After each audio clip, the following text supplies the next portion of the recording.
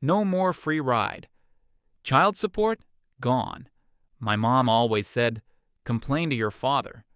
So one day, I did, and she lost everything. Her house, her money, even her so-called freedom.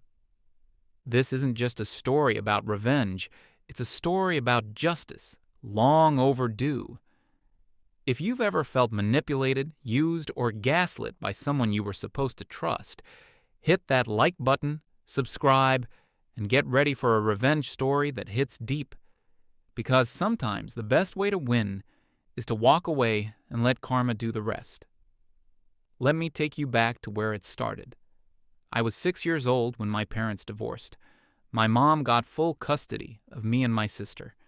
And from that moment on, she made sure we knew who the villain was, our dad. Or at least, that's what she wanted us to believe. If we didn't have food, complain to your father. No clothes? Ask your father. Hungry? Tired? Sick? Cry to him. It wasn't just words. It was conditioning. We were never allowed to question her. From as early as 8 years old, I was making my own dinner, helping my sister with homework, and cleaning the house, all while being told I was worthless, lazy, and ungrateful. We weren't her children. We were her servants, her emotional punching bags. When my grandmother died, she left my mom nearly $75,000. But instead of investing or saving it for our futures, Mom blew it all in one summer, drinking, partying, quitting her job, and living like some kind of reckless teenager. That same year, I started my senior year of high school. I worked 2 jobs, took care of the house, paid for groceries, and my mom. She would look me dead in the eye and say, "You've got a job. Why don't you pay the electric bill?" When it came time for college, there was no savings, no help, just guilt. I chose a state university because it was affordable, filed my FAFSA on time, and scraped by my freshman year with grants and a work-study gig. Then something strange happened. My W-2s never showed up. I found out my mom shredded them, lied about it, said her CPA friend had them, until my sister caught her bluff and confirmed the truth. That CPA friend, an angel really, did my taxes for free and filed my FAFSA. She knew my mom was mentally unwell and felt sorry for us. That's when the cracks started to show. Turns out, Mom never helped my sister with college either. Lied about it, kept the child support money, and spent it on herself. When I came home for summer after sophomore year, it got worse. I was saving every penny to afford fall tuition, but she still refused to help with food, bills, anything. She even mocked me for buying a cell phone with my own money.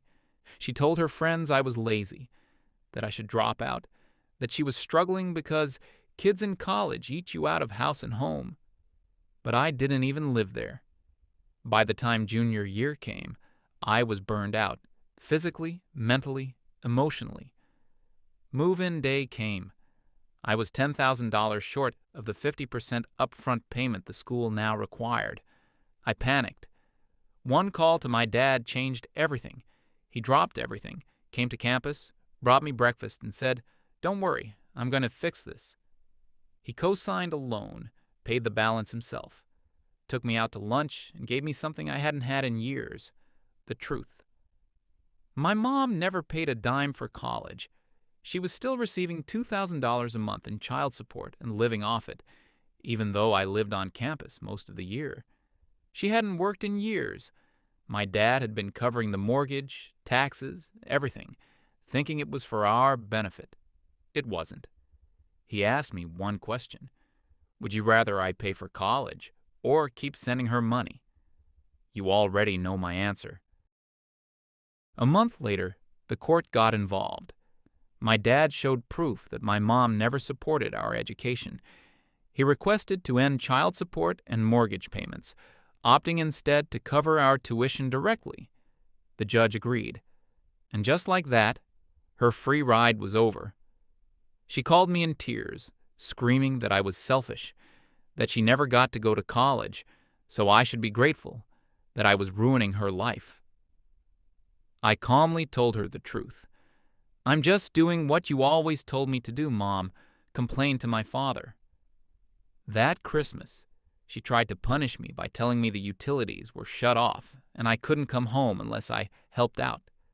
I just said, "Okay, I'll stay with Dad." She magically found the money to turn them back on. By spring, everything changed. My dad officially took over my college finances, made sure my financial aid was secured, and even got me a job in his office. My mom? She lost child support, lost the house, eventually moved away to another state. Today, she lives in subsidized housing, still blames everyone but herself. And here's the kicker. It was cheaper for my dad to pay for my entire college education, tuition, books, housing, than to keep giving her child support. That's the revenge. She used us for money, lied, manipulated, guilt-tripped. And in the end, all she was left with was herself. No more mommy's paycheck. No more gaslighting. No more free ride. Just me, standing on my own 2 feet and finally free. Sometimes the most powerful revenge isn't loud or angry. It's quiet. It's calculated. It's living your life better without the people who tried to control it. And if you've ever been told your feelings don't matter, know this, they do. And justice? It has a funny way of finding its way back around. If this story made your blood boil and then gave you chills, hit that like button. Comment below. What's the most satisfying revenge you've ever seen play out? And don't forget to subscribe for more real stories where karma always has the last word.